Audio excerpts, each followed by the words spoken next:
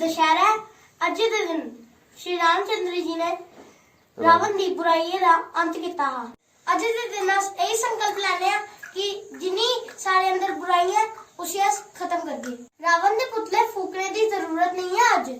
अज जरूरत है अपने अंदर दे विकारे की खत्म करने की।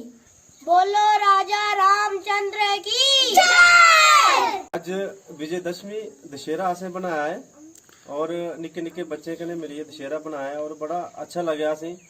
और ये बच्चे छोटे छोटे संस्कृति कन्नै जुड़ा दे, धार्मिक चीज़ां सिक्खा दे और जरूरत भी है इन चीज़ों की कि आने वाली पीढ़ी की पता लगेगी साड़ी धार्मिक संस्कृति क्या है।